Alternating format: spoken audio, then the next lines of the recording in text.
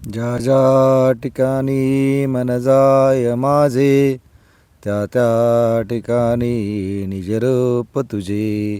आम्ही ठेवितो मस्तक ज्या ठिकाणी, तेथे सद्गुरुराया तुझे पाय धोनी. तेथे सद्गुरुराया तुझे पाय धोनी. बोल सद्गुरु माता सुदीक्षा सविंदर हरदेवजी महाराज की जय. सत्संगजी प्रेमाने बोला दन्नंकारजी. आज तुमचं आमचं थोर मोठं भाग्य आहे. घोर अशा कलियुगामध्ये तुमच्या आमच्या जीवनामध्ये समर्थ सद्गुरूची कृपा झाली आणि आज सुंदर अशा विचारांच्या माध्यमातून, गीताच्या माध्यमातून सत्संग श्रवण करण्याचा अवसर प्राप्त झाला.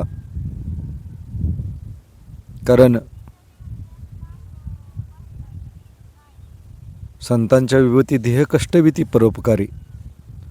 संतांचं जीवनच असते की परोपकार करून स्वतःच्या संसारामध्ये तो संत महात्मा जीवन व्यतीत करत असतो. आणि आज निरंकारी मिशनच्या माध्यमातून सद्गुरूच्या चरणावरती आल्यानंतर प्रत्येकाला ते भक्तीचं सुख प्राप्त झालेलं आहे आणि त्या भक्तीच्या माध्यमातून प्रत्येकजण आनंद प्राप्त करत आहे. पण आज तसं पाहायला गेलं तर तुमच्या आमच्या जीवनामध्ये जरा जरी विरुद्ध प्रसंग आले, चढ उतार आले, तर आमची मनस्थिती प्रत्येक वेळी कमी अधिक प्रमाणामध्ये स्थिती बदलते. म्हणून साधू संत सांगतात की संत ऐशी जाना, जे देही उदास गेली आशा तृष्णा निवारून या. संतांचं जीवन जे असतं ते सांसारिक कर्म करत असताना त्या भौतिक गोष्टीमध्ये असून नसल्यासारखं त्याचं जीवन असतं. मग वास्तविक पाहता मिशनच्या माध्यमातून भविष्यकाळामध्ये मला काय करायचे, भूतकाळ माझा कसा गेला, ह्यापेक्षा वर्तमान काळामध्ये माझं जीवन सद्गुरूच्या कृपा आशीर्वादानं मला कसं सुंदर जगता येईल, सद्गुरूचे आदेश उपदेश कसे माझ्या जीवनामध्ये धारण करता येतील. आज आत्ममंथनाच्या माध्यमातून समर्थ सद्गुरूने विषय दिलेला आहे की मैथुन घे नवनीता तैशे घे अनंता, वाया व्यर्थ कथा सांडे मार्ग, एक आत्मा जान जीव शिव समान, वाया तू दुर्गमी घाली न मन. की बाबा रे, एक आत्मा जीव शिव समान प्रत्येक सृष्टीमध्ये भरून उरलेला आहे आणि तेच ब्रह्मज्ञान समर्थ सद्गुरूनं माझ्या ज्या भक्तीच्या माध्यमातून मला जे प्राप्त करून दिलेलं आहे की बाबा रे, प्रत्येकालाच वाटतं की मी भक्ती करतोय, मी एवढा सत्संग करतोय, मी एवढी सेवा करतोय आणि मग माझ्या जीवनामध्ये दुःख कष्ट यातना मनाच्या विरुद्ध प्रसंग येऊ नये प्रत्येकालाच वाटत असते. परंतु वास्तविक पाहता जगतवंदे जगद्गुरू तुकाराम महाराज तो अभंगदासला आठवतोय की देवा तुझा माझा कार वैराकार, दुःखाशी डोंगर मज दाखविशी. जगतवंदे जगद्गुरू तुकाराम महाराज म्हणतात की देवा तुझं माझं नेमकं काय वैर आहे बाबा, की प्रत्येक वेळी अडचणी अनंत दुःखाचे डोंगर माझा पुढं उभा करतोयस. मग आज त्यावेळेस देखील जगतवंदे जगद्गुरू तुकाराम महाराज भक्ती करत होते. भक्ती करत असताना साधू संत सांगतात की संतांचे आप्त नव्हते ते संत म्हणतात की तुमच्या जीवनामध्ये तुमचा पत्नी सत्संगच करेलच असे नाही, मुलगा सत्संगला जोडेलच असं काय नाही. कारण प्रत्येकाचं संचित कर्म वेगळं असतं. म्हणून तर असला तो अभंग आठवते की तुखोबा चिकांता सांगे लोकापाशी, माझा वेडा जातो बाई पंढरीशी. माझ्या 14 बहिणी नांदती सुखानी, माझी दैवर एका ओढावली. तरीसुद्धा तुकाराम महाराज त्या शेवटच्या चरणामध्ये सांगतात की तुका म्हणे कांते ऐशेनं बोलावे, चरण जावे विठोबाशी. की बाबा रे, असं तू बोलू नकोस. मग आज कितीतरी वेळा त्या कांताबाईने विठ्ठला शिव्या दिल्या, शाप दिला की बाबा रे ह्या विट्यानं माझ्या नवऱ्याला वेड लावलं, परंतु तरीसुद्धा तुकाराम महाराजांना तो परोपकार केला, ते जीवन जगाला अर्पण केलं. कारण वास्तविक पाहता संत हे दयाळू असतात, संत हे परोपकारी असतात, संत हे त्यांच्या जीवनामध्ये करुणा इतकी सुंदर असते की जगावरती प्रेम करण्याची ती त्यांना सुबुद्धी प्राप्त होते. कारण ब्रह्मज्ञान घेतल्यानंतर त्याला कळतं की बरं सगळ्या प्राणीमात्रामध्ये परमात्मा भरून उरलेला आहे. मग आज तुमच्या आमच्या जीवनामध्ये जीवन जगत असताना प्रत्येकाला वाटतं की दुःख कष्ट माझ्या जीवनामध्ये येऊ नयेत, माझ्या मनासारखं संपूर्ण जीवन व्यतीत व्हावं. परंतु जीवन जगत असताना अध्यात्माचा आधार घेतला की दैवलेखा कधी न चुके ब्रह्मदिका, की जे संचित कर्म असतं ते प्रत्येकालाच जीवात्म्याला भोगून जावं लागतं. आज तुम्ही आम्ही जर विचार करायला गेलं तर प्रत्येकाला वाटतं की माझ्या आयुष्यामध्ये असे प्रसंग काय येतात, मला दुःख कष्ट काय येतं. 83,999,999 योनी भोगून हा जीवात्मा मनुष्य योनीमध्ये आलेला आहे. मग पाठीमागच्या जन्माचं जे काही संचित कर्म आहे ते प्रत्येक जीवात्म्याला भोगूनच जावं लागतं. रामासारखा अवतार झाला, आज त्यानं वनवास भोगला. आज तो दुसऱ्या बाजूनं बघितलं कृष्णासारखा अवतार झाला, बंदिवासामध्ये जन्माला आला. मग आज जर समर्थ सद्गुरू प्रत्यक्ष परमात्म्याला जर तो भोग चुकत नसेल तर माझ्या जीवनामध्ये तो भोग केवळ भोगाची तीव्रता ब्रह्मज्ञान घेतल्यानंतर कळतं की बाबा रे की जगी सर्व सुखी असा कोण आहे विचारी मना, तूच रे शोधून पाहे मना, त्वाच रे पूर्व संचित केले आणि तयासारखे भोगणे प्राप्त झाले. समर्थ म्हणतात की मनाला समजवतात की बाबा रे पूर्वसंचित कर्मानुसार ते तू कर्म केलेलं, आज भोगायची वेळ आले तर तू आडेवेडे घेऊ नको आणि केवळ तो भोग आहे तो आनंदानं भोग. परंतु वास्तविक पाहता प्रत्येकालाच वाटत असते की माझ्या जीवनामध्ये दुःख येऊच नये, सुखाच्या राशी प्राप्त व्हाव्यात. परंतु सगळ्यात मोठं दुःख कोणतं असेल तर सद्गुरूनं माझं निवारण केलं ते जन्म मरणाचं दुःख आहे. मग जगतवंदे जगद्गुरू तुकाराम महाराज सांगतात की जन्माची ते मुळं पाहिले शोधून, दुःखाशी कारण जन्म घ्यावानं पाप पुण्य करून जन्मा येतो प्राण्यानी नरदेही येऊन हानीच केली. की सगळ्यात मोठं दुःख कोणतं असेल तर जन्म आणि मरणाचं दुःख आहे. आणि त्या जन्म मरणाच्या दुःखाच्या माध्यमातून समर्थ सद्गुरूनं मला सोडवलेलं आहे. मग आज सद्गुरूचे केवढे मोठे माझ्यावरती उपकार आहेत. आज केवळ राहिलेलं जीवन आहे ते साधुसंतांना परोपकार करत करत आज जीवन जगण्याची आवश्यकता आहे. आज प्रत्येक वेळी गीतकार देखील सांगतो की आहे अमर आत्मा शरीरास मोल नाही, करशी कशाला वेड्या वरवरची ही बडाई, आहे अमर आत्मा शरीरास मोल नाही. वास्तविक पाहता आत्मा अमर आहे आणि आजचा मनुष्य मात्र आज समाजाच्या दृष्टीने बघितलं तर स्वतःचं शरीर सजवण्यामध्ये, शरीराचे लाड पुरवण्यामध्ये सकाळी उठल्यापासून संध्याकाळी झोपेपर्यंत त्याचं कोड कौतुक करतोय.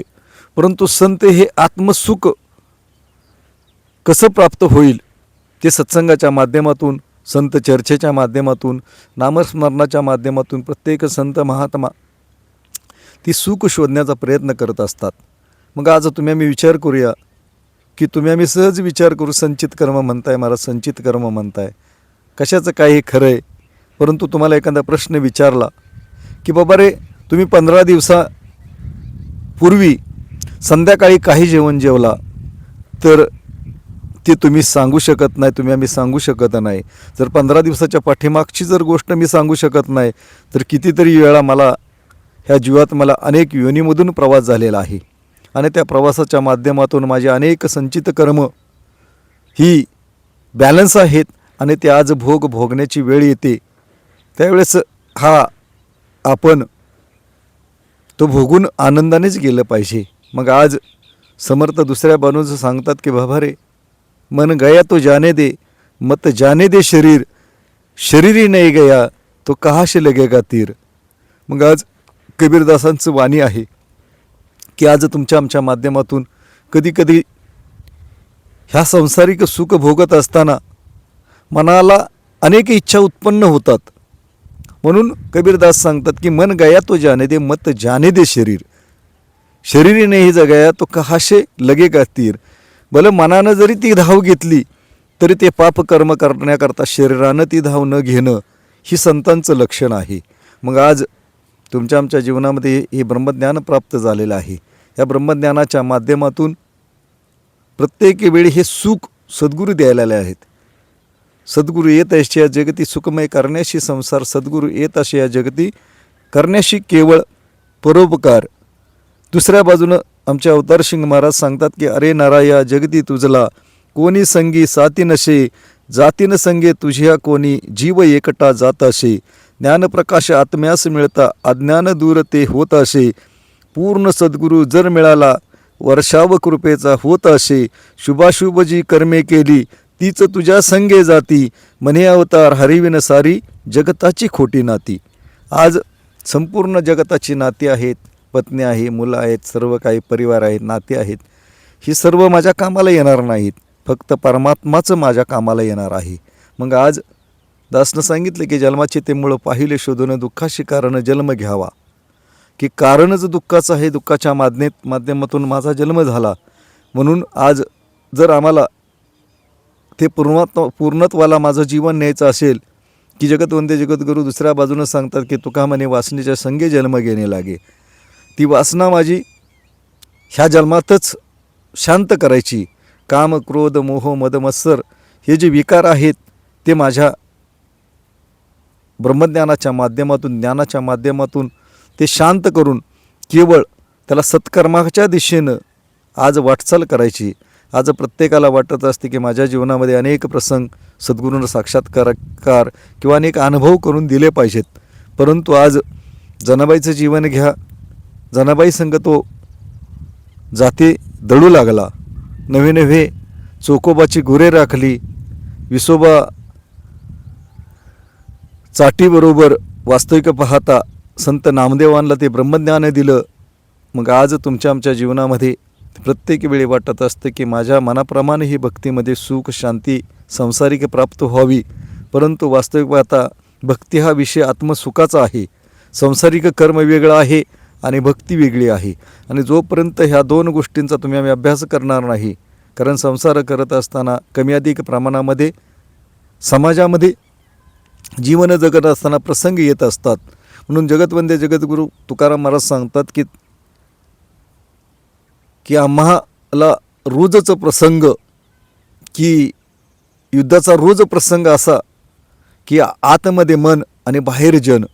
आम्ही सहज जरी बाहेर पडलो तरी जरी एखादी कळत नकळत चूक झाली तर समाज आपल्याकडं केंद्र होतो की बाबा रे बघा हे चांगल्या ठिकाणी जात असून सुद्धा ही चूक करतात. मग तो चूक करण्याचा अधिकार मला नाही.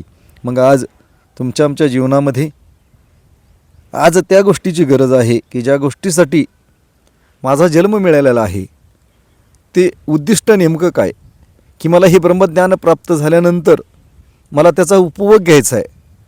एकनाथी भागवत या पवित्र ग्रंथामध्ये भागवतकार सांगतात की बाबा रे पाप आणि पुण्य इतका विषय सुंदर सोडवलेला आहे. त्यांना सांगितलं की बाबा रे सकाळी उठल्यापासून संध्याकाळी झोपेपर्यंत जितकेही क्षण तुझे जातात नामस्मरणाच्या व्यतिरिक्त, नामस्मरण न करता जेवढे क्षण जातात ते आयुष्यामध्ये तुझं पापच आहे. मग तुम्ही मी विचार करायचा आहे, आम्ही ब्रह्मज्ञान 20 वर्ष घेतलं आहे, 25 वर्ष घेतलं आहे, कोणी 50 वर्ष घेतलं आहे. मग आज सकाळी उठल्यापासून संध्याकाळी झोपेपर्यंत किती चिंतन करतो, ह्या परमात्म्याशी किती काळ टिकून असतो. आणि जोपर्यंत ह्या परमात्म्याबरोबर अंगसंग क्षणाक्षणाला आपण जोडून राहिलं पाहिजे, त्यासाठी हे ब्रह्मज्ञान प्राप्त झालेलं आहे. मग आज खरंच हे ब्रह्मज्ञानाचं सुख प्रत्येकालाच वाटतं माझ्या आयुष्यामध्ये प्राप्त व्हावं. तर जसं सद्गुरू चाहतात की बाबा रे प्रेम, नम्रता, सहनशीलता हे संतांचे दागिने सांगितलेले आहेत. मग आज तुम्ही आम्ही जगामध्ये उठता बसता त्या समाजामध्ये गावामध्ये, नातेवाईकामध्ये तर प्रेमाचा आधार घेतो का? का सत्संगमध्ये आल्यानंतर प्रेमाने बोला धन्यंकार, मात्र जीवन जगत असताना त्या प्रेमाचा आधार घेत नाही. जर प्रेमाचा आधार घेत नसेल तर हे ब्रह्मज्ञान आज तुम्ही जरी घेतलं असेल, प्राप्त केलं असेल, तरी वास्तविक पाहता त्या ब्रह्मज्ञानाचं सुख जर प्राप्त करायचं असेल तर वास्तविक पाहता सेवा, सत्संग, नामस्मरण ह्या गोष्टी सद्गुरूंनी माझ्या झोळीमध्ये टाकल्यात. त्या करत करत जगावरती आपण साधू संतांना आज तेच ब्रह्मज्ञान माझ्या जीवनामध्ये जगतमध्ये जगद्गुरु तुकाराम महाराज घ्या, माऊली घ्या, येशू ख्रिस्त घ्या, राम घ्या, श्रीकृष्ण परमात्मा घ्या, प्रत्येकाच्या जीवनामध्ये तोच परमात्मा निर्गुण निराकार ईश्वर प्राप्त झाला होता. आणि आज तुमच्या जीवनामध्ये देखील तेच ज्ञान प्राप्त झालेलं आहे. मग आज नेमकं परिवर्तन काय? म्हणून युगदृष्टा निरंकारी सद्गुरू बाबाजी देखील त्यावेळेस सांगायचे की ज्ञान आणि कर्माच्या संगमानेच बनेल घर स्वर्ग संसार. स्वर्गाचं सुख तुला जर प्राप्त व्हावं असं वाटत असेल तुझ्या जीवनामध्ये, तर ज्ञान आणि कर्माच्या माध्यमातून तुला हे जीवन जगावं लागेल. म्हणून सांगतात की ज्ञानापेक्षा ध्यान आणि ध्यानापेक्षा कर्म श्रेष्ठ आहे. आणि ते कर्म इतकं सुंदर करूया, जगावरती इतका परोपकार करूया की आज माझ्या कर्माच्या माध्यमातून गुरुदेव हरदेव या पुस्तकामध्ये स्वयं बाबाजीने ती गोष्ट वर्णन केलेलं आहे की बाबा रे, आज तुम्ही सर्वसामान्य राहिलेला नाही. आज तुम्हाला जे ब्रह्मज्ञान दिलेलं आहे त्या ब्रह्मज्ञानाच्या माध्यमातून तुम्हाला सुंदर जीवन करायचे. आणि ते तुमचं सुंदर जीवन ज्ञान आणि कर्म सुंदर पाहून राहिलेले जीवात्मे आहेत, भक्ती करतायत, त्या भक्ती करणाऱ्या जीवात्म्यांचा तुमचं कर्म बघून उद्धार होणार आहे. तर मला किती सुंदर कर्म करण्याची आवश्यकता आहे. मग सद्गुरूवरती अरदास करूया की सद्गुरूराया आमच्यावरती कृपा करा. ते ब्रह्मज्ञान जसं दिलं आहे तसं आमचं तंतोतंत क्षणोक्षणी त्या ज्ञानाची आठवण प्राप्त होऊ द्या.